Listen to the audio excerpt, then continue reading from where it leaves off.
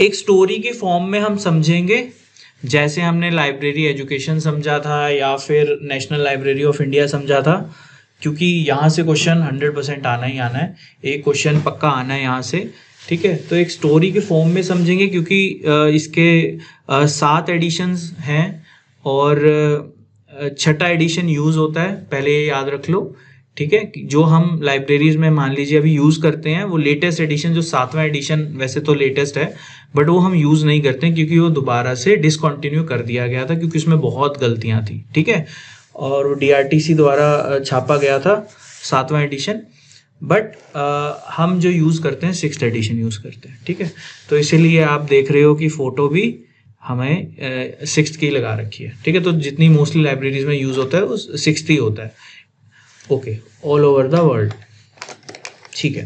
तो colon classification किन्होंने दिया था, ये हमें सबको पता ही है। जो फादर ऑफ कोलन क्लासिफिकेशन है वो डॉक्टर SR रंगानाथन द्वारा दिया गया था, और जिनका पूरा नाम क्या था, हमारे डॉक्टर शियाली रामामित्रा रंगानाथन। कब दिया गया था, 1933 में, ठीक है। बहुत इम्पॉर्टेंट है, 1933 में कैसे दिया था, रंगानाथन के दिमाग में कैसे आया ये कंसेप्ट। और जैसे कि इससे पहले DDC यूज़ हो रहा था all over the world, America में या ब्रिटेन में DDC क्लासिफिकेशन यूज़ होता था, तो कॉलन क्लासिफिकेशन का कैसे आया, तो थोड़ी सी स्टोरी के फॉर्म में हम थोड़ा समझते हैं। देखो, जब रंगानाथन क्या थे पहले हम सबको पता है, अगर नहीं पता तो देख लो, पेपर में क्वेश्चन भी आता है कि जो रंगानाथन थे सबसे पहले मैथमेटिक्स के लेक्चरर थे, और कहाँ थे वो, प्रेसिडेंसी कॉलेज है कोलकाता में, ठीक है, या कलकत्ता बोल लो, वहाँ पर प्रेसिडेंसी कॉलेज में क्या थे, लेक्चरर थे, ठीक है। तो 1924 में वो अपॉइंट हुए थे as a librarian in Madras university, ठीक है। जब वो अपॉइंट हुए थे ना मद्रास यूनिवर्सिटी में, तो उनको डेप्यूट करा गया था ब्रिटेन लाइब्रेरीज में देखने के लिए, क्योंकि मद्रास यूनिवर्सिटी की जो लाइब्रेरीज थी वो चाहते थे कि जैसे इंटरनेशनली मेंटेन होती हैं या क्लासीफाई रहती हैं, तो वहाँ पर उनको स्टडी के लिए डेप्यूट किया गया, और इनको ये ब्रिटेन लाइब्रेरी वहाँ की लाइब्रेरीज में गए, और बेसिकली उन्होंने वहाँ पर क्या किया, यूनिवर्सिटी ऑफ लंदन में जो लाइब्रेरियनशिप की उन्होंने मतलब क्लासेस लगाई। इनके वो कौन थे, टीचर कौन थे, WCB सेयर्स, ये भी हमने पढ़ा है कि टीचर कौन थे उनके, WCB सेयर्स। और WCB सेयर्स को अगर हम, ये हमने लास्ट क्लासेस में भी पढ़ा था कि first grammarian of library classification भी बोला जाता है, ठीक है। तो उन्होंने काफ़ी कुछ सीखा क्लासिफिकेशन के लिए, और क्योंकि उस टाइम DDC चल रहा था और DDC में उनको बहुत सारी कमियां दिखी, और जब उन्होंने ये देखा कि DDC में क्या हो रहा है कि ऑलमोस्ट वेस्टर्न जो कंट्रीज़ हैं उसकी सब्जेक्ट्स को और उसको ज़्यादा महत्व दे रखी है, जो एशियन हमारी कंट्रीज़ हैं, लाइक जो हमारी जो एशियन कंट्रीज़ हैं उनके सब्जेक्ट्स की बहुत कमी है, क्योंकि यहाँ पर ह्यूमैनिटीज़ और आर्ट्स सब्जेक्ट्स बहुत ज़्यादा होते थे और वहाँ पर साइंस सब्जेक्ट्स ज़्यादा होते थे। तो उन्होंने देखा कि उसके अकॉर्डिंगली हम जो DDC है वो वैसे नहीं है, तो इसके लिए उनको दिमाग में तभी आ गया था जब उन्होंने पढ़ना स्टार्ट किया था हम ब्रिटेन में, ठीक है। तो जब उन्होंने वहाँ देखा ब्रिटेन लाइब्रेरीज में, वहाँ की बहुत सारी लाइब्रेरीज में गए, वो ऑब्जर्वेशन किया, तो वहाँ पर भी उन्होंने बेसिकली क्लासिफिकेशन सिस्टम देखा कि कैसे क्लासिफिकेशन सिस्टम होता है, और उसके बाद उन्होंने ये देखा कि जैसे DDC होता है तो उनकी कमियां क्या है बेसिकली, ठीक है। तो क्या क्या कमियां हैं, और उस कमियों को ओवरकम करने के लिए उन्होंने फिर अपनी अगली रिसर्च करी, जो CC पे उन्होंने ध्यान दिया, ठीक है। ओके, तो जब 1924 में उसके बाद इंग्लैंड आ गए थे, और उसके बाद फिर जब इंग्लैंड में वो थे तो एक दिन वो ऐसे किसी डिपार्टमेंटल स्टोर में चले गए, ठीक है, डिपार्टमेंटल स्टोर में चले गए, और वहां पर उन्होंने एक चीज ऑब्जर्व करी, जहां से उनके दिमाग में कॉलन क्लासिफिकेशन का बेसिक कंसेप्ट आया, ठीक है। तो एक क्वेश्चन एक बार आया भी हुआ है एक एग्जाम में। तो जब अब वो अपने लंदन में थे और वहाँ पे रह रहे थे, जब लाइब्रेरीज की विजिट कर रहे थे, ऑब्जर्वेशन कर रहे थे, तो उन्होंने एक दिन एक डिपार्टमेंटल स्टोर में एक ऑब्जर्वेशन करी। क्या देखी, एक मैकानो टॉय किट को देखा। मेकानो टॉय क्या होता है, बेसिकली एक ब्लॉक्स से जब हम एक कोई स्ट्रक्चर बनाते हैं, ठीक है, डिफरेंट डिफरेंट ब्लॉक से एक स्ट्रक्चर बनाते हैं और उसको तोड़ के फिर कोई नया स्ट्रक्चर भी बना सकते हैं, मतलब अलग अलग ब्लॉक से अलग अलग स्ट्रक्चर बनाते हैं, उसको बोलते हैं मेकानो टॉयज, ठीक है। तो मेकानो टॉय किट का उन्होंने देखा और उन्होंने वहां से ये कंसेप्ट आया कनेक्टिंग सिंबल्स का, ठीक है। किस चीज का, कनेक्टिंग सिंबल्स। तो जैसे हम देखते हैं कॉलन क्लासिफिकेशन में कॉलन कनेक्टिंग सिंबल था उनके पहले एडिशन में, तो ये कंसेप्ट उनके दिमाग में यहाँ से आया था, ठीक है। तो इन्होंने रंगानाथन ने तो उसमें जब ये देखा कि ये एक ऐसे भी हम सब्जेक्ट की फॉर्मेशन कर सकते हैं कि हम डिफरेंट कनेक्टिंग सिंबल से एक क्लासिफिकेशन करें, अब ठीक है, तो वहां से उनके दिमाग में ये चीज आई। तो इसके बाद फिर तो 1924 में बेसिकली उनके दिमाग में ये चीज आई कि उन्हें एक ऐसी क्लासिफिकेशन बनानी है, ठीक है, कॉलन क्लासिफिकेशन बनानी है। फाइनली फर्स्ट एडिशन तो 33 में आया, बट जब उनके दिमाग में पहली चीज ये आई है कि कहाँ से आई है, ब्रिटेन में 1924 में जब वो ब्रिटेन में ही थे, वहां पर उनके दिमाग में आ गया था कि उनको एक ऐसी क्लासिफिकेशन बनानी है, ठीक है। अब 1925 में जब वो वापस आए मद्रास यूनिवर्सिटी में, तो उन्होंने काम करना स्टार्ट किया। 1925 में ऑब्वियसली जब वो दोबारा मद्रास यूनिवर्सिटी उन्होंने ज्वाइन किया एज अ लाइब्रेरियन, तो फिर उन्होंने काम स्टार्ट किया और 1925 से लेके 1932 तक इस कॉलन क्लासिफिकेशन को बनाने के लिए काम किया, ठीक है। साथ में और भी बहुत सारे काम किए, like 5 laws of library science वो भी लेके आए, ठीक है, बट साथ में कॉलन क्लासिफिकेशन पे भी वो काम करते रहे।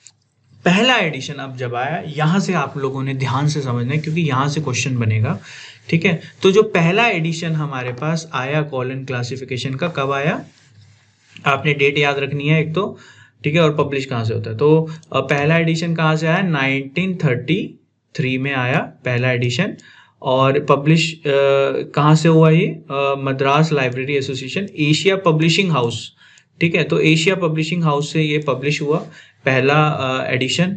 और जो पहला एडिशन था इसमें बेसिकली 3 पार्ट्स थे, ठीक है। एक तो पार्ट था रूल्स का, वॉल्यूम तो एक था बट पार्ट्स 3 थे, ठीक है। तो 3 पार्ट्स में डिवाइडेड था पहला एडिशन, ये याद रखना है। तो पहला पार्ट था रूल्स का, सेकंड शेड्यूल का और तीसरा इंडेक्स का, ठीक है। तो रूल्स के कितने पेजेस थे, 127 पेजेस थे, शेड्यूल के 135 पेजेस थे और इंडेक्स के 106 पेजेस थे, ठीक है। ये याद रखने आपने, और एग्जाम में एग्जैक्टली ऐसे ही पूछा जाएगा कि फर्स्ट एडिशन कब आया था, अच्छा किसके द्वारा, एशिया पब्लिशिंग हाउस द्वारा पब्लिश हुआ था, और इसके बेसिकली कितने पार्ट्स थे, ठीक है। तो कितने पार्ट्स थे, 3 पार्ट्स थे, रूल्स शेड्यूल इंडेक्स, ठीक है। रूल्स के 127 पेज थे, कई बार देखा गया है पेजेस भी पूछा जाता है तो ये भी याद रखने हैं आपने, ठीक है। रूल्स के 127 पेज थे, 135 और 106 इंडेक्स के, ठीक है।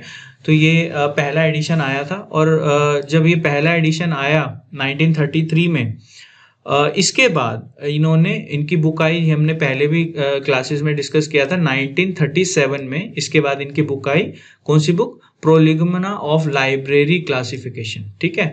तो इस बुक में भी इन्होंने आफ्टर, जैसे 33 में पहला एडिशन आया कॉलन क्लासिफिकेशन का, इसमें तो इन्होंने दिया ही क्लासिफिकेशन ये कैसे होगा, और इसके बाद जो अगली बुक आई इनकी, इसके अंदर और इन्होंने लाइब्रेरी क्लासिफिकेशन की थ्योरीज और कैनन्स बताए थे। ये हमने डिस्कस भी किया था आई थिंक अपनी सेकंड या थर्ड क्लास में। तो वहां पर इनकी ये बुक आई 1937 में, ठीक है। तो इन दोनों को ही बेसिकली ये साथ लेके चलते हैं क्योंकि ये साथ के साथ रिसर्च करते रहे थे फर्स्ट एडिशन से लेके जब तक इन्होंने एडिशन एडिट करे हैं, तो तब तक इन्होंने रिसर्च जारी रखी अपनी कॉलन क्लासिफिकेशन पे, ठीक है। तभी इतना ये इलेबोरेटेड है और इतने सारे कैनन्स और इतने सारे इन्होंने बेस क्लासेस वगैरह बनाई हैं उसमें, इसीलिए बहुत ही ज़्यादा डीप रिसर्च है ये।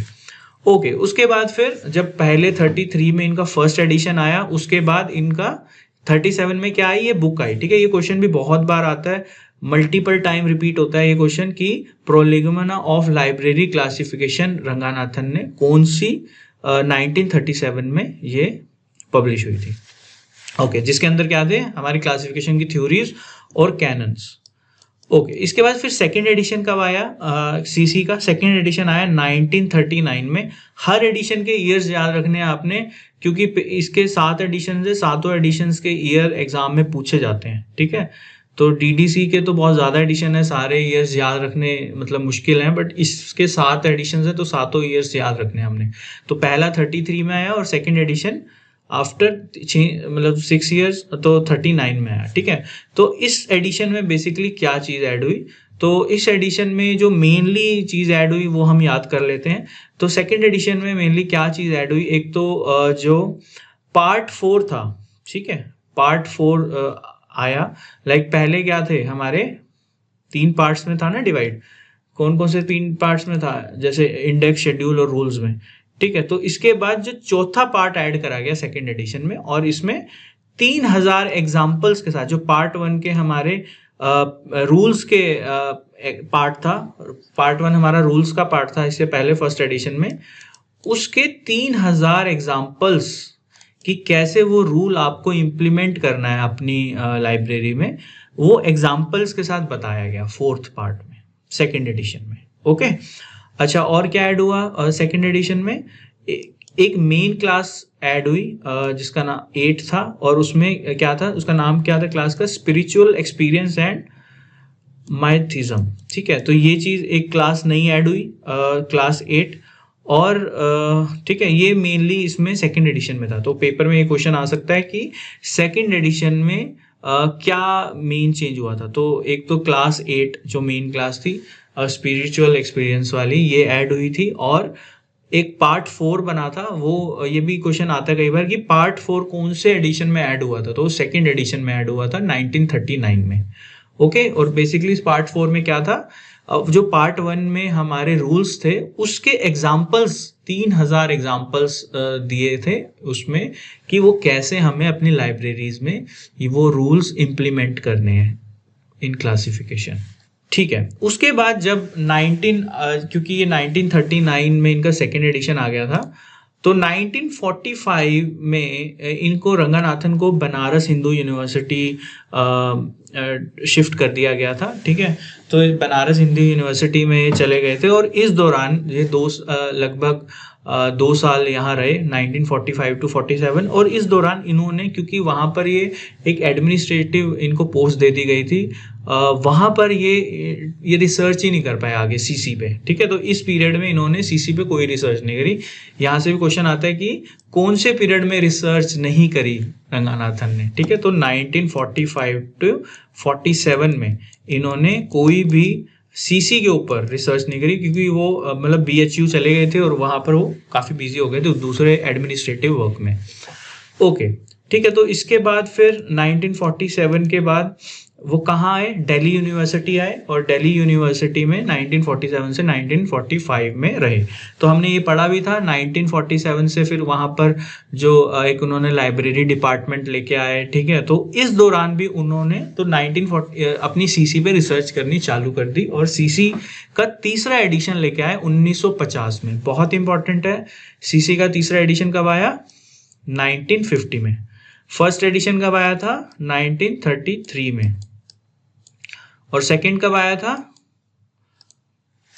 1939। तो 1 साल बाद ही इन्होंने अपना सॉरी 1 साल बाद कह रहा हूँ, 11 साल बाद इन्होंने अपना तीसरा एडिशन लेके आए, और सबसे ज़्यादा टाइम था बीच में, क्योंकि दूसरे और तीसरे एडिशन में सबसे ज़्यादा टाइम रहा था, ठीक है। तो तीसरा एडिशन लेके आए 1950 में, ठीक है। अब इस एडिशन में क्या खास था, मतलब क्या ऐड हुआ, लाइक पिछले एडिशन में हमने देखा पार्ट 4 ऐड हुआ और उसमें एग्जांपल्स हुए, एक क्लास 8 की मेन क्लास ऐड हुई। इस एडिशन में क्या हुआ, इस एडिशन में वो different kinds of phase relations, ठीक है।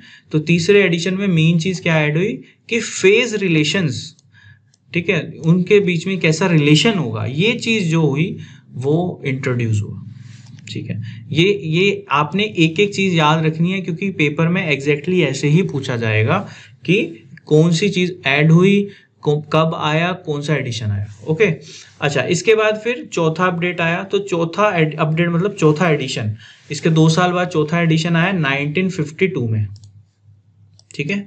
1952 में फोर्थ एडिशन आया, और इस एडिशन में सबसे ज़्यादा मतलब मैक्सिमम अपडेट इस एडिशन में हुई, ठीक है।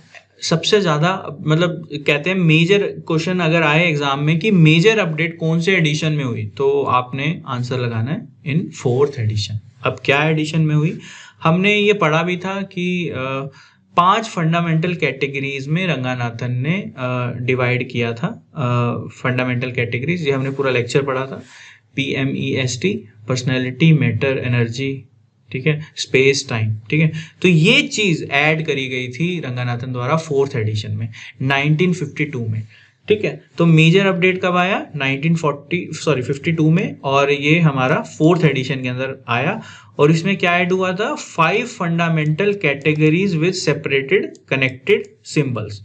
तो इससे पहले क्या होता था कि हम सिर्फ कॉलन्स का ही यूज करते थे। जब भी हमें कोई कॉल नंबर बनाना होता था तो कॉलन का यूज ही करते थे, सिर्फ एक ही सिंबल यूज होता था, कॉलन, तभी इसका नाम कॉलन क्लासिफिकेशन आया था। बट जब इसका हमारा 4th एडिशन आया 1952 में, तो इसमें जो इन्होंने 5 फंडामेंटल कैटेगरीज का कंसेप्ट दिया। कौन कौन सी कैटेगरीज थी, ये PMEST, personality, matter, energy, space, time, ठीक है। तो सब्जेक्ट्स को बेसिकली फंडामेंटली 5 कैटेगरीज में बांट दिया गया, और उसमें हर कैटेगरी को एक सिंबल दे दिया गया, ठीक है।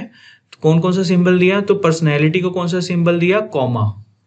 लाइक पहले तो सिर्फ कॉलन ही यूज होता था, ओनली कॉलन, ठीक है। तो जब डिपार्टमेंटल स्टोर में जो आइडिया आया था तो सिर्फ कॉलन का ही आया था कि कॉलन से ही हमें कनेक्ट करना है। बट 4th एडिशन में इन्होंने, क्योंकि बहुत सारी दिक्कत होती थी, वो हम आगे पढ़ेंगे क्यों कॉलन से ये शिफ्ट हुए, ठीक है। तो इन्होंने इसमें 5 बेसिकली कैटेगरीज का ऐड किया, पर्सनैलिटी का, मैटर का, एनर्जी का, स्पेस का। अब पर्सनैलिटी को इन्होंने किससे इंडिकेट किया, कॉमा से, ठीक है। पहले सिर्फ कॉलन होता था यूज, बट ये नए इंडिकेटर्स आए अब आगे इसमें। तो पर्सनैलिटी का क्या यूज हुआ, कॉमा से। मैटर का यूज हुआ हमारा सेमी कॉलन से, ये याद रखने हैं आपने, ठीक है। एनर्जी का हमारा कॉलन से, ठीक है। और स्पेस का डॉट से, और टाइम का भी डॉट से, ये भी याद रखने। दोनों को, स्पेस और टाइम को इन्होंने डॉट से इन्होंने इंडिकेटर बनाया, डॉट इंडिकेटर बनाया। एनर्जी के लिए कॉलन बनाया, मैटर के लिए सेमी कॉलन, और पर्सनैलिटी के लिए कॉमा, ठीक है। तो ये 4th एडिशन में हमारा मेनली जो मेजर चेंज क्या आया कि पूरा जो भी इंडिकेटर्स थे कि हम जो हम अपनी बेसिकली जो फंडामेंटल कैटेगरीज को ही चेंज कर दिया गया, ठीक है। तो ये 5 फंडामेंटल कैटेगरीज ये ऐड करी गई रंगानाथन द्वारा, personality, matter, energy, space, time, ठीक है। तो ये हमारा कब आया था, 52 में। अब 52 के बाद 57 में, 5 साल के बाद इनका जो बुक आई थी प्रोलेगोमेना ऑफ लाइब्रेरी क्लासिफिकेशन, उसका 2nd एडिशन भी आ गया इसी दौरान 1957 में। और 1957 में ही इन्होंने अपना 5th एडिशन भी लॉन्च कर दिया, ठीक है। और 2 वॉल्यूम्स में ये लॉन्च हुआ, ठीक है। तो पहले अभी तक कितने 4th एडिशन तक कितने वॉल्यूम आ रहे थे, एक ही वॉल्यूम आ रहा था। तो इन्होंने 2 वॉल्यूम्स में ये लॉन्च तो नहीं करा, बट 2 वॉल्यूम में इन्होंने लिख दिया अपना, ठीक है। अब जो ये थोड़ा ध्यान से यहाँ पढ़ना कि जो 1957 में ये 5th एडिशन लेके आए, उसमें 2 वॉल्यूम्स इन्होंने बनाए, बट पब्लिश सिर्फ एक ही वॉल्यूम हुआ। तो पहले वॉल्यूम का क्या नाम था, बेसिक वर्जन, और 2nd वॉल्यूम का नाम था डेप्थ वर्जन, ओके। बट इसमें जो 5th एडिशन जब पब्लिश हुआ, तो पब्लिश होते टाइम सिर्फ एक ही वर्जन इनका पब्लिश हुआ, बेसिक वर्जन। तो एग्जाम में पेपर में क्वेश्चन क्या आ सकता है कि एक तो यही आ सकता है कि 1957 में कौन सा वॉल्यूम आया, सॉरी कौन सा एडिशन आया, 5th एडिशन आया, और कितने वॉल्यूम्स में ये लिखा गया, तो लिखा गया 2 वॉल्यूम्स में। तो पेपर में क्वेश्चन ये आता है कि 2 में से कौन सा वर्जन पब्लिश हुआ या कौन सा नहीं हुआ। तो जो हुआ वो कौन सा हुआ, बेसिक वर्जन, ठीक है। और 2 वर्जन्स थे इसके, बेसिक और डेप्थ, ओके, ठीक है। तो इसके बाद क्या हुआ फिर 1957 में इनका 2nd एडिशन भी आ गया था प्रोलेगोमेना ऑफ लाइब्रेरी क्लासिफिकेशन का। और इसके बाद फिर इसमें क्या चीज़ आई, 5th एडिशन में क्या नई चीज़ ऐड हुई, तो 5th एडिशन में फेज और इंटरफेसेट रिलेशंस का एक चैप्टर गिवन, मतलब दिया गया, जो कि चैप्टर 7 था, ठीक है। तो ये याद रखना है कि 57 में 5th एडिशन में 7th चैप्टर एक ऐड करा गया फेज एंड इंटरफेसेट रिलेशंस के ऊपर, और एक एम्प्टी एंड एम्प्टीइंग डिजिट, इसका भी कंसेप्ट हमारा 5th एडिशन में आया गया। ठीक है, तो अभी एक बार हम रिवाइज कर लेते हैं क्या क्या हुआ। पहले एडिशन हमारा 1933 में आया और ये एशिया पब्लिशिंग हाउस द्वारा पब्लिश हुआ। जो पहला ये डिवीज़न था, पहला एडिशन, ये 3 डिवीजन्स में बना था, रूल और शेड्यूल और इंडेक्स। ठीक है, तो रूल के 127 पेज थे, शेड्यूल के 135 पेज थे, इंडेक्स के 106 पेज थे। फिर इसके बाद 1933 के बाद 1937 में इनकी बुक आई, कौन सी, प्रोलेगोमेना ऑफ लाइब्रेरी क्लासिफिकेशन, जिसके अंदर इन्होंने क्लासिफिकेशन की थ्योरीज और कैनन्स को डिफाइन किया। फिर सेकेंड एडिशन आया 1939 में और इसमें एक नया पार्ट ऐड करा गया, जिसमें एग्जाम्पल्स, जो पार्ट 1 के रूल्स थे उसको ऐड किया गया, उसके एग्जाम्पल्स को। ठीक है, तो लगभग 3000 एग्जाम्पल्स ऐड करे गए। उसके बाद फिर हमने एक मेन क्लास, इसी में एक मेन क्लास भी ऐड हुई, जिसमें स्पिरिचुअल एक्सपीरियंस की मेन क्लास 8 के नाम से वो ऐड हुई सेकेंड एडिशन में। और इसमें क्या हुआ, उसके बाद फिर दिल्ली यूनिवर्सिटी आ गया, तो 1950 में इन्होंने 3rd एडिशन अपना पब्लिश किया, और उसमें क्या, फेज रिलेशन। ठीक है, फेसेट 5th में है, फेज रिलेशन, ये नाम में कंफ्यूज नहीं होना, तो फेज रिलेशन हमारा 3rd एडिशन में इंट्रोड्यूस हुआ। ऐसे ही फिर 4th एडिशन 52 में आया, तो उसमें मेजर अपडेट, सबसे ज़्यादा मेजर अपडेट ही हमारे 4th एडिशन में हुआ। ठीक है, और उसमें जो फंडामेंटल कैटेगरीज थी वो आई हमारी PMEST, personality, matter, energy, space, time, और उसके बेसिस पे हमने जो कनेक्ट करने शुरू करे। और कनेक्टिंग सिंबल्स हमारे इसमें अलग अलग डिफाइन हो गए। पर्सनैलिटी के लिए कॉमा था, मैटर के लिए सेमी कॉलन था, एनर्जी के लिए कॉलन था, और स्पेस और टाइम के लिए डॉट यूज होता था। ओके, ठीक है, फिर उसके बाद फिर हमारा 57 में ही 5th एडिशन आया, और 57 में ही इनकी जो प्रोलेगोमेना ऑफ लाइब्रेरी क्लासिफिकेशन थी उसका 2nd एडिशन आया। तो 5th एडिशन इनके 2 वॉल्यूम्स में था।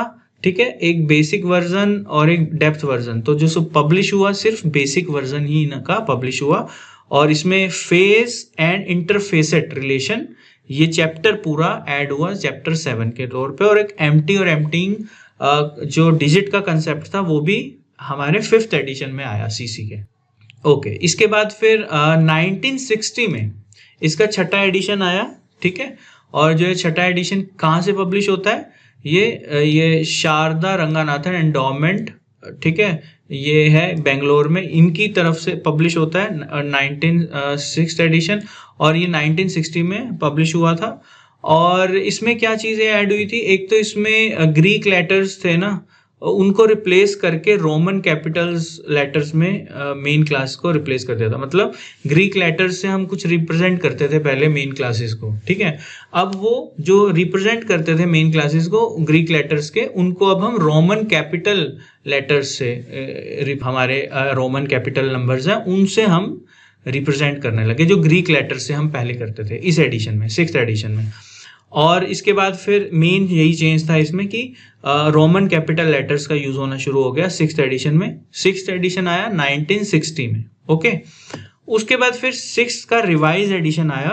ठीक है, रिवाइज एडिशन में क्या हुआ, मेजर चेंज क्या हुआ, तो रिवाइज एडिशन हमारा 63 में आया, 6th का ये रिवाइज एडिशन। इसमें जो हम टाइम और स्पेस के लिए डॉट यूज करते थे, तो इसके अंदर पहले सेम ही चीज यूज करते थे, डॉट टाइम के लिए भी और स्पेस के लिए भी। तो इसमें हम डॉट जो टाइम के लिए यूज करते थे, अब उसको इन्वर्टेड कॉमा में अब रिप्लेस कर दिया गया। ठीक है, तो अब टाइम के लिए 6th एडिशन में हम इन्वर्टेड कॉमा जो 6th रिवाइज एडिशन था उसमें यूज करने लग गए। मेजर यही इसमें चेंज था। ठीक है, इसके बाद फिर हमारे पास आया 7th एडिशन। ठीक है, क्या आया, 7th एडिशन। और 7th एडिशन कहाँ से पब्लिश होता था, DRTC बेंगलोर। ठीक है, तो पहला क्या हुआ था, शारदा एंडोमेंट से पब्लिश होता था 6th एडिशन, ये याद रखना है क्योंकि ये पूछा जाता है। 7th एडिशन किसने पब्लिश किया, DRTC बेंगलोर ने। अच्छा, अब इस DRTC जो 7th एडिशन आया, इसमें 5 पार्ट्स बनाए गए।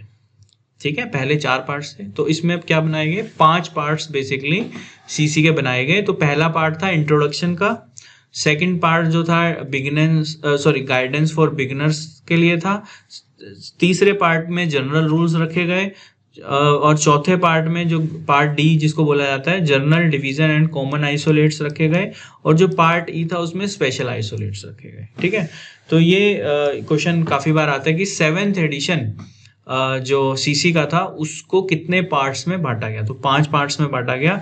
ये नाम भी याद रखने हैं क्योंकि आपको 5 नाम दे सकते हैं और पूछा जा सकता है इसमें से कौन सा गलत नाम है या कौन सा नाम आना है चाहिए यहाँ पर, ऐसे क्वेश्चन पूछा जा सकता है। ठीक है, तो इसमें introduction, guidance to beginner, journal rules, journal division and common isolates, special isolates, ये चीजें ऐड हुई। बट ठीक है, 1987 में आया तो सही, बट इसके बाद इसमें इतनी गलतियां थी इस एडिशन में, और लोगों को समझ ही नहीं आया, बेसिकली बहुत गलतियां थी और बहुत ही समझ ही नहीं आया, तो इसको वापस ले लिया गया इस एडिशन को, और अभी तक हम 6th एडिशन ही यूज करते हैं। ठीक है, 7th एडिशन नहीं यूज करते हैं, ये याद रखना है। क्वेश्चन पेपर में आता है कि हम नॉर्मली कौन सा एडिशन यूज कर रहे हैं, 7th, लेटेस्ट तो 7th था बट हम करते 6th हैं क्योंकि इसमें इतनी गलतियां थी, ये एडिशन ही वापस ले लिया गया DRTC द्वारा जो पब्लिश हुआ था। ओके, ठीक है, तो इसके बाद फिर हम अब इसके वर्जन्स हैं कुछ, मतलब इसके 3 वर्जन्स में बांटा गया है। ये वर्जन्स कह सकते हैं हम कि इसके एवोल्यूशन के अकॉर्डिंग सीसी को 3 वर्जन्स में बांटा गया कि क्योंकि 7 एडिशन आए थे और 7 एडिशंस को कितने वर्जन्स में, 3 वर्जन्स में बांटा गया आगे फर्दर, क्योंकि इसके टाइम के लिए, क्योंकि 1933 से और 7th एडिशन जब इसका 87 में आया, इसके बीच में इसको 3 वर्जन्स में इसके टाइम ऑफ या लाइन ऑफ एवोल्यूशन के अकॉर्डिंग बांटा गया। कौन कौन से वर्जन है, यहाँ से भी क्वेश्चन आता है। अब ये देखिए कैसे आता है। तो पहला क्या है वर्जन, पहला वर्जन है रिजिड फेसेट एरा। ठीक है, नाम से ही पता लगा, रिजिड फेसेट मतलब इस टाइम जो इस एरा में एडिशंस आए थे सीसी के, वो रिजिड एरा था, मतलब उस टाइम चेंज नहीं कर सकते थे हम फेसेट्स के अंदर।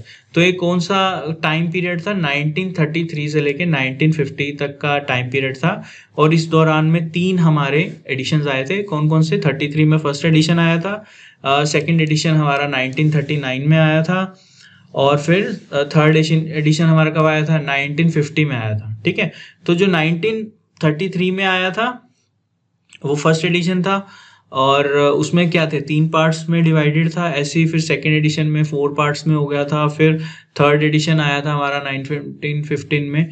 ठीक है, उसमें क्या आया था, फेसेट रिलेशन आ गया था। अब इसमें क्या हुआ था, अब इस पीरियड में बेसिकली क्या था, तो ड्यूरिंग दिस पीरियड एक तो फेसेट फॉर्मूला डिफाइन हुआ था जो कि रिजिड था और प्री डिटरमाइंड था। मतलब जो फेसेट फॉर्मूला था इस दौरान जो हमारे एडिशंस थे उसमें क्या थे, एक तो रिजिड थे और प्री डिटरमाइंड। तो क्वेश्चन ये भी आता है कि कौन से फेसेट एरा में या कौन से वर्जन में, ठीक है, तो रिजिड फेसेट एरा को ही वर्जन 1 बोलते हैं। कौन से वर्जन में रिजिड या प्री डिटरमाइंड फेसेट फॉर्मूलाज थे, ठीक है, तो वो थे हमारे वर्जन 1 में रिजिड फेसेट एरा के अंदर। ठीक है, तो रिजिड क्यों बोलते हैं, मतलब वो चेंज नहीं हो सकते थे, जो रिजिड जो पहले ही प्री डिटरमाइंड कर दिए वो ही कर दिए फेसेट्स, इसके अलावा हम फेसेट फॉर्मूला हम चेंज नहीं कर सकते थे एक। ठीक है, तो इसमें ये बेसिकली 3 थे, क्योंकि मेजर अपडेट हमारा 4th एडिशन में आया था सीसी का, तो इस टाइम तक हमारे क्या थे, प्री डिटरमाइंड ही थे। ठीक है, अच्छा और क्या था इसमें, जैसे मैंने आपको बताया कि colon was only connecting symbol of all facets. ठीक है, तो जितने भी फेसेट्स को हमने जो भी सब्जेक्ट फेसेट्स को हमने कनेक्टिंग सिंबल्स से हम कनेक्ट करते थे वो सिर्फ कॉलन से ही करते थे, ओनली कॉलन। ठीक है, क्योंकि 4th एडिशन में ही हमने देखा फिर डॉट आ गया, सेमीकोलन आ गया, कॉमा आ गया, तो अलग अलग जो PMEST का कंसेप्ट आया था वो हमारे 4th वो एडिशन में आया था, major update. But 3rd addition तक हम सिर्फ कॉलन क्लासिफिकेशन का ही यूज करते थे, सॉरी कॉलन का ही यूज करते थे, और उसमें जो कनेक्टिंग सिंबल हम यूज करते थे फेसेट्स के लिए वो कॉलन ही करते थे। ओके, अब हम एग्जाम्पल देख लेते हैं। मान लीजिए एक सब्जेक्ट है हमारा 20th लाइब्रेरीज इन 20th सेंचुरी। ठीक है, तो इसका कॉल नंबर क्या होगा? तो इसको जब हम कॉल नंबर बनाते थे थर्ड एडिशन में, तो कैसे बनाते थे? तो जो लाइब्रेरी है वो बेस क्लास 2 होती है, ठीक है, और 2 से डिनोट होती है जो मेन क्लास होती है। तो उसके बाद फिर हम क्या करते थे, जो मैटर और स्पेस के लिए ना, अब इसमें क्या किसका यूज कर रहे हैं हम? टाइम का यूज कर रहे हैं ना, 20th सेंचुरी, लाइब्रेरीज इन 20th सेंचुरी। ठीक है, तो हम क्या करते थे, इसको जो कॉल नंबर होता था एन ऐसे लगाते थे। तो इसमें दो हमने डमी किसके लिए? मैटर और स्पेस के लिए डमी सिंबल्स कॉलन के ही यूज करते थे। ठीक है, तो सारे इसमें जो कनेक्टिंग हमारे यूज होता था, इंडिकेशन, वो क्या होता था? हमारा कॉलन ही यूज होता था, कनेक्टिंग सिंबल। ठीक है, तो इसीलिए इसमें मतलब इसलिए इसको रिजिड फेसेट एरा बोलते थे। ठीक है, अब इसके बाद जो सेकंड एरा था, जो वर्जन 2 जिसको बोलते हैं आफ्टर 1950 से लेके 63 तक, उसको क्या बोलते थे? एनालिटिको सिंथेटिक एरा। ठीक है, तो वो कौन सा था? रिजिड एरा, और ये था हमारा सिंथेटिक एरा। तो अब इस दौरान हमारे हमने वो देखे, जैसे पीछे कौन कौन से 3 एडिशंस थे हमारे पहले वर्जन में। फर्स्ट एडिशन 1933 में आया था, सेकंड एडिशन 1939 में आया था, थर्ड एडिशन हमारा 1950 में आया था। ठीक है, तो ऐसे ही हमारे जो सेकंड वर्जन था जिसका नाम था एनालिटिको सिंथेटिक एरा, इसके अंदर हमारा 1950 से 1963 में भी हमारे 4 एडिशंस आए थे, 4th edition, 5th edition, 6th edition and 6th revised edition. ठीक है, तो 4th हमने पढ़ा था अभी पीछे कि 4th एडिशन 1952 में आया था, ऐसे ही 5th एडिशन 1957 में आया था, 6th एडिशन हमारा 1960 में आया था, और जो 6th रिवाइज एडिशन था 1963 में आया था। ठीक है, तो ये सारे इस एरा को जो इन from 4th edition to 6th revise edition को बोला जाता है एनालिटिको सिंथेटिक एरा। अच्छा, अब इसमें बेसिकली क्या था? तो एक तो मेन चीज हमने पढ़ा था कि 4th एडिशन में बेसिकली जो पोस्टुलेट्स ऑफ 5 फंडामेंटल कैटेगरीज थी ये आ गई थी। ठीक है, और उसमें PMEST का कंसेप्ट आ गया था, और हर कैटेगरी को पहले तो हम क्या करते थे, डमी सिंबल्स हर के लिए हम दिखाने के लिए कौन सा है भी नहीं भी है, डमी कॉलन का यूज करते थे। ठीक है, बट इस टाइम हम क्या करने लगे, अब हर कैटेगरी को दिखाने के लिए हम अलग अलग सिंबल्स का यूज करने लगे। लाइक पर्सनैलिटी के लिए कॉमा यूज हो गया 4th में, ऐसी मैटर के लिए सेमी कॉलन, एनर्जी के लिए कॉलन, स्पेस के लिए डॉट, टाइम के लिए डॉट, जो 4th एडिशन में आया था। ठीक है, तो अब उसके बाद जैसे हम लाइब्रेरीज इन 20th सेंचुरीज को अब कैसे कॉल नंबर बनाते थे, पहले तो हम क्या करते थे, डॉट डॉट और कॉलन कॉलन लगा के एंड, और 2 डमी भी लगाते थे और टाइम का भी लगाते थे। ठीक है, और उसके लिए भी लगाते थे। बट अब इसके लिए क्या हो गया, अब सिंपल, अब हमें पता लग गया कि ये टाइम हमारा बेसिकली कैटेगरी को दिखाता है। तो इसमें क्या हो गया, 2, और फिर टाइम का क्या होता था, इन्वर्टेड कोमा में आ गया था, बाद में हमने कन्वर्ट कर दिया था। ठीक है, डॉट को, तो उसके बाद इसको ऐसे लिखते थे 2 इन्वर्टेड कोमा n। ठीक है, तो कॉल नंबर ऐसे बनाने लग गए थे, तो ये इजी था। अब इसमें डमी का हम डमी कॉलन्स का यूज नहीं करते थे, तो ये चीज मेन चेंज एक आ गई थी। ठीक है, तो बेसिकली यही आ गया था कि हर एक को जो कनेक्टिंग सिंबल्स थे वो हमने डिफाइन कर दिए थे इन 5 कैटेगरीज के अकॉर्डिंग। ठीक है, तो सेकंड वर्जन, फर्स्ट वर्जन कौन सा था, रिजिड फेसेट एरा, और जो सेकंड वर्जन था हमारा एनालिटिको सिंथेटिक एरा। ये नाम जरूर याद रखने हैं, पेपर में क्वेश्चन आता है नाम का एग्जैक्टली। ओके, इसके बाद फिर हमारा जो थर्ड था वो था फ्री फेसेट एरा। ठीक है, फ्री फेसेट एरा, तो पहला रिजिड था तो अब फ्री पे आ गए हम। ठीक है, और सेकंड कौन सा था, सिंथेटिक था। ठीक है, तो फ्री, सिंथेटिक और फ्री, सॉरी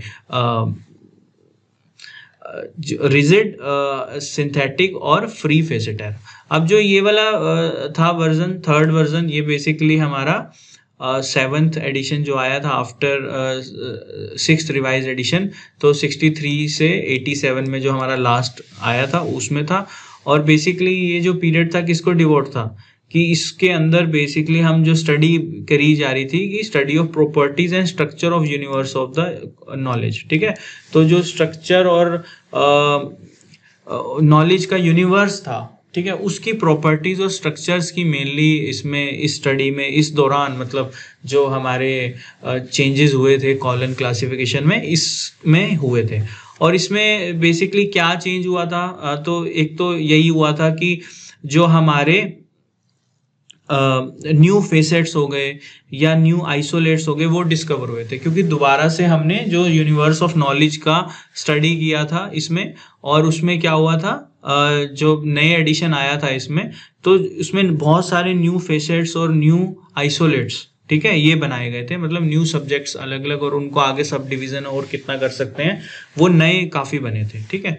और जो मैटर था जो हमने याद किया था, PMEST वाला मैटर, 5 जो पोस्टुलेट्स थे उसमें जो मैटर था उसको भी इसमें कैटेगराइज किया गया था आगे 3 में। तो 3 में किसमें किया गया था मैटर को, प्रॉपर्टी, मेथड और मटेरियल में, ठीक है, ये भी याद कर लो। ये भी पूछा जाता है कि मैटर को जो 7th इसका एडिशन था उसमें कितनों में डिवाइड किया गया था, तो 3 में डिवाइड किया गया था, प्रॉपर्टी, मेथड और मटेरियल में। 3 प्लेन्स ऑफ वर्क, ठीक है। तो जो भी क्लासिफिकेशन 1950 में जैसे तीसरा इसका वो आया था एडिशन, तो उसमें क्या हुआ था कि बेसिकली जो क्लासिफिकेशन थी ना 3 प्लेन्स के ऊपर करी गई थी। तो क्लासिफिकेशन को 3 प्लेन्स में डिवाइड किया गया था। कौन कौन से प्लेन्स थे, आइडिया प्लेन, वर्बल प्लेन और नोटेशनल प्लेन, ठीक है, नाम याद रख लो। पेपर में क्वेश्चन आएगा कि क्लासिफिकेशन को बेसिकली कितने प्लेन्स में डिवाइड किया हुआ है, तो 3 प्लेन्स में किया हुआ है, आइडिया प्लेन, वर्बल प्लेन और नोटेशनल प्लेन। अच्छा, और जो ये प्लेन्स हैं इनको गाइड कौन करता है, जो 5 लॉज ऑफ लाइब्रेरी साइंस है, ठीक है। तो रंगानाथन ने जैसे 5 लॉज दिए थे, प्रोलिगमा ऑफ लाइब्रेरी क्लासिफिकेशन दिया था, कॉलन क्लासिफिकेशन दिया था, तो हर चीज को उन्होंने अपनी हर रिसर्च को अपने एक दूसरे से इंटर रिलेट किया था, हर रिसर्च अलग नहीं थी उनकी। तो जो उन्होंने लाइब्रेरी क्लासिफिकेशंस दिए, फिर जो उसमें फिर सीसी में कुछ लेके आए, उसके बाद फिर प्रोलिगमा में लेके आए, तो उनकी रिसर्च हमेशा आगे बढ़ती रही थी, ठीक है, नेवर एंडिंग रिसर्च थी, हमेशा उन्होंने इंटरकनेक्ट किया था अपनी सारी रिसर्चेज को। ओके, तो इसके बाद फिर इन्होंने क्या किया, 3 इन्होंने प्लेन्स में डिवाइड किया, idea plane, verbal plane, notational plane, ठीक है, ये हमने आई थिंक फर्स्ट लेक्चर में भी पढ़ा था। ओके, तो उसके बाद जो ये प्लेन्स थे बेसिकली गाइड किससे होते थे, 5 लॉज लाइब्रेरी साइंस के उससे गाइड होते थे, और एग्जीक्यूट किससे होते थे, 55 कैनन्स, 22 प्रिंसिपल्स, ये हमने पढ़े भी थे, 13 पोस्टुलेट्स, ठीक है, तो इन सब से ये एग्जीक्यूट होते हैं। तो पेपर में क्वेश्चन ये भी आता है कि जितने भी आइडिया प्लेन्स थे रंगानाथन के, वो कितने किन से एग्जीक्यूट होते हैं, कितने कैनन से एग्जीक्यूट होते हैं, कितने प्रिंसिपल से होते हैं और कितने पोस्टुलेट से होते हैं, ठीक है। तो ये याद रखने, 55 कैनन्स, 22 प्रिंसिपल्स और 13 पोस्टुलेट्स, इनसे एग्जीक्यूट होते हैं, और 5 लॉज ऑफ लाइब्रेरी साइंस ये गाइड करते हैं इन प्लेन्स को कि कैसे आपने क्लासिफिकेशन करनी है। ओके, क्लासिफिकेशन क्या है, मतलब क्लासिफिकेशन का प्रोसेस को। ओके, तो अब क्या है ये आइडिया प्लेन, क्या है वर्बल प्लेन, क्या है नोटेशनल प्लेन, क्या है। आइडिया प्लेन बेसिकली कुछ भी नहीं है। आइडिया प्लेन क्या होता है कि जब आपने क्लासिफिकेशन करनी है तो सबसे पहले आपका थिंकिंग प्रोसेस क्या रहे उस टाइम आप पॉलिसी क्या करो, डिसीजन मेकिंग क्या करो, जो वो फेज होता है क्लासिफिकेशन का, कि जब आपके दिमाग ने सारा काम करना है करने से पहले, ठीक है, कि आपने कौन से क्लास में डालना है, क्या नंबर देना उसको, तो ये चीज सोचना, ब्लूप्रिंट स्कीम प्रिपेयर कर लेना है एक्चुअली अपने जब भी क्लासिफिकेशन करने से पहले, उसको बोलते हैं आइडिया प्लेन, ठीक है, कि एक आइडिया आपका क्या आएगा दिमाग में, थिंकिंग प्रोसेस क्या आएगा, क्या आप डिसीजन मेकिंग करोगे उस टाइम, इस फेज में। सेकंड होता है वर्बल प्लेन। वर्बल प्लेन में बेसिकली क्या होता है, वर्बल नाम से ही पता लग रहा है कि वर्बली आप टेक्निकल नेम क्या दोगे, ठीक है। एक तो आपने सोच लिया, ब्लूप्रिंट कर लिया आपने कैसे क्लासिफिकेशन करना है, कि उसके वर्बल प्लेन में क्या करोगे आप, कि टेक्निकल नेम क्या दोगे आप, ठीक है। टेक्निकल नेम क्या होता है, एक अनएम्बिग्यूअस लैंग्वेज होती है जिसमें हम किस अरेंजमेंट में हम एरे में, चेन में, आइडिया ऑफ प्लेन आपका क्या होगा उस टाइम, ठीक है, तो उसको बोलते हैं वर्बल प्लेन। तीसरा होता है नोटेशनल प्लेन। नोटेशनल हमने पढ़ा भी था, तो प्योर नोटेशन, ठीक है, तो इसमें हम क्या यूज करते हैं, ठीक है, मिक्स नोटेशन होता है। मिक्स नोटेशन मतलब जो नोटेशन है, जो CC7 है, मतलब 7th एडिशन है जो कॉलन क्लासिफिकेशन का, उसमें 74 डिजिट सिमेंटिक डिजिट और 14 इंडिकेटेड डिजिट का यूज है। लाइक DDC में हमने पढ़ा था कि इंडो अरेबिक 0 to 9 यानी 10 इंडो अरेबिक डिजिट का ही यूज़ होता है जो नोटेशन प्लेन में यूज़ करते हैं। बट जो सीसी है इसके अंदर हम क्या करते हैं 74, जो इसका 7th एडिशन था उसमें 74 नोटेशनल प्लेन मतलब 74 नोटेशन से डिजिट से हम नोटेशन करते हैं, जिसमें 60 हमारी सिमेंटिक डिजिट्स हैं और 14 इंडिकेटर डिजिट्स हैं। अब ये क्या है 74, तो ऐसे देख लो like A to Z Roman capital digit, ये हमारी 26 यही है A to Z ABCD जो कैपिटल लेटर्स में होती हैं। ऐसी एक डेल्टा सिंबल जो होता है ये वाला सिंबल, ठीक है, एक ये सिंबल का हम यूज़ करते हैं, ठीक है।